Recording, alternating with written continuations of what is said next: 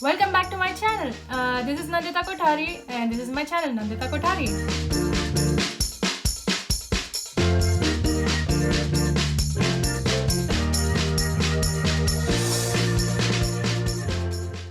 Welcome back. So today I decided to talk about how did I end up learning Korean? How did I end up learning such a random language?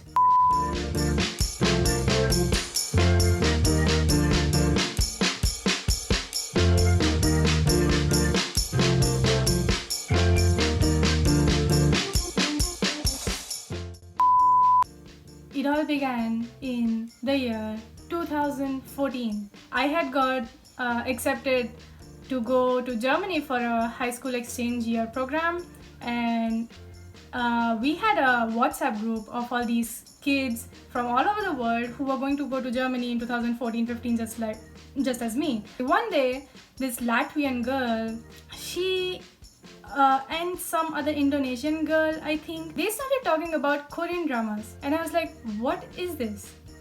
What is South Korea? I mean, I knew what South Korea was a country, but I had literally no idea about what the country was, where it was.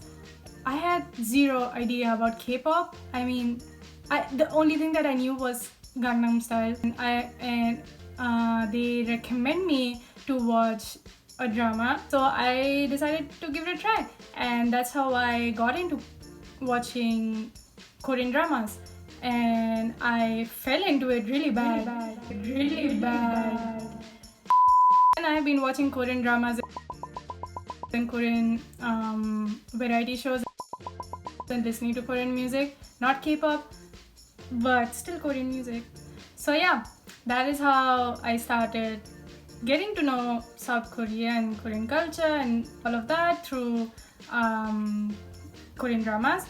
And then that went on until, I mean, it's still going on. I'm still watching them. It was not until 2018, I think it was July, that I started learning Korean, like learning Korean. I just suddenly got the idea of starting to learn Hangul, which is the Korean alphabets, just for fun.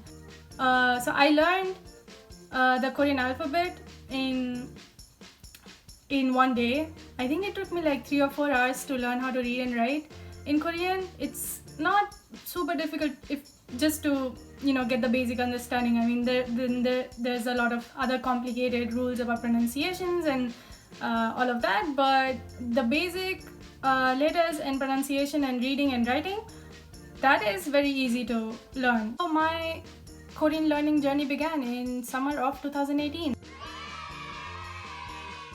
And after that, I continued studying the basic grammar and all of that, basic vocabulary and stuff at home just for fun.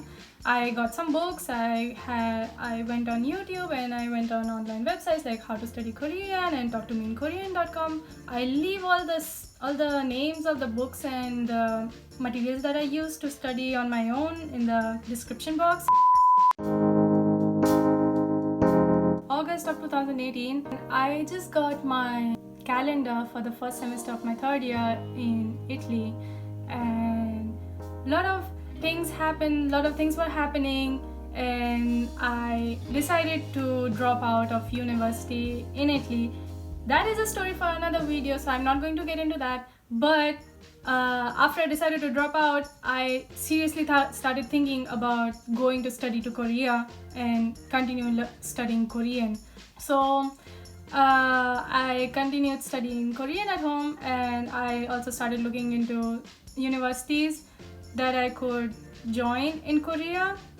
At that time, I was a culinary arts major in Italy, so I wanted to do something related to food because that is literally everything that I knew how to do, and I had been studying that for 2 years. So I was like, I should be in this field because I have been in this for a long time, so I cannot let it go to waste. So I started researching about universities, culinary schools in Korea, because also I love Korean food, so that would have been So I thought that it would have been a good idea. So I found a university in Cheonju, which is like 2 hours south of Seoul. It's a culinary institute in Korea, and so for getting the admission in that university, I needed the Korean language certificate of level 2, so TOEIC level 2. So I started studying really hard for that, and I had everything planned out. Like in January, I would go to South Korea for a month and just travel around the country and see if it's really for me or not. And also in the same 1 month, I also had to give the language exam, because the language exam period in India was already gone, and I couldn't give it in India if I wanted to get the admission in time. And so I went to Korea for a month in January 2019. So I gave the exam, I passed the exam, and I also attended a language school for 4 weeks. I was there in the Samgap level, so like the 3rd level. And then I came back to India, and then I get this email from the university that I wanted to go to that listen, we are not an accredited university, we are just an institution, so we cannot provide you a visa for studying in our university for more than a year. That kind of broke me, and I kind of started to think again more rationally this time, and started thinking about, do I really want to study culinary arts in Korea? And the conclusion of the discussion was no, it doesn't make really any sense. I decided to drop that idea, and then half a year I worked at one of our family companies, and during the same time, and at that time I didn't really study Korean anymore because I didn't have much time. I kind of stopped studying Korean, but I was still watching dramas and a lot of variety shows at that point. So I was still hearing Korean a lot and listening to a lot of Korean music. So, and then finally I decided to enroll myself in the language course at a university in Korea. So I went to Busan in Shilla University, and I attended a 5-month language course over there.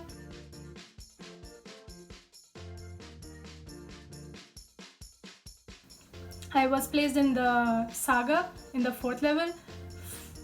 I don't know how that happened, but because I literally just had attended like a half course of the level 3 in Seoul 8 months back. They thought that I was okay to be placed in level 4, which turned out well because it was the right level for me. During that time, I realized that this was the country where I wanted to live, and I wanted to continue studying Korean, and not just Korean, but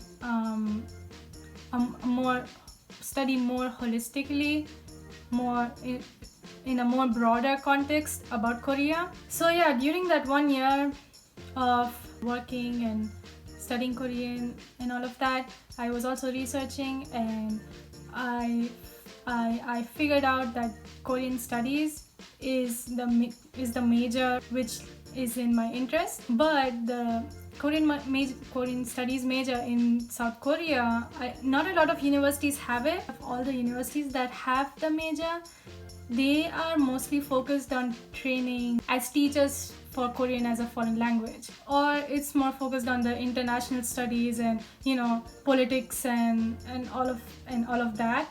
There was this course of Global Korean Studies at Sogang University, where I'm right now currently, that fit into my interest. The Global Korean Studies major comes under the School of Media Arts and Science, so I could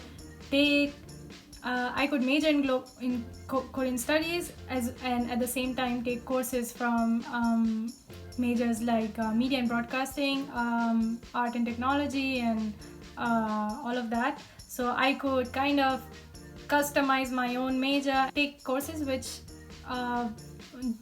interested me. So yeah, that's how I ended up in Sogang, and I'll make a separate video about what I'm studying here and how Sogang is and the dorm and everything. So keep tuned to know about that.